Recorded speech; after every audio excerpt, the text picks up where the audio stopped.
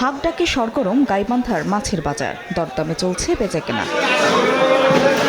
বাজারে উঠেছে বিভিন্ন জাতের মাছ, তবে সরবরাহ বাড়লেও কমেনি দাম।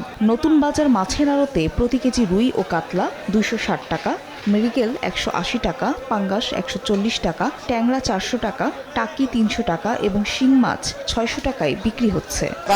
দেশি মাছটা একটু বেশি, ডিগির মাছটার একটু দাম কম। বড় কার্বু হইলে 1.5 কেজি 2 কেজি, ওটা হইলো বর্তমান 2200-2300।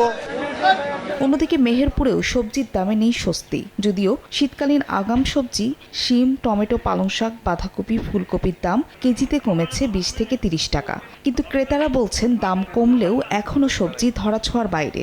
দাম পাচ্ছে কিন্তু সেই দামে তাদের পোষাচ্ছে না। এছাড়া আলু, পেঁয়াজ, আদা ও রসুনের দাম অপরিবর্তিত রয়েছে। ফাহারিয়া ফারজানা, সময় সংবাদ।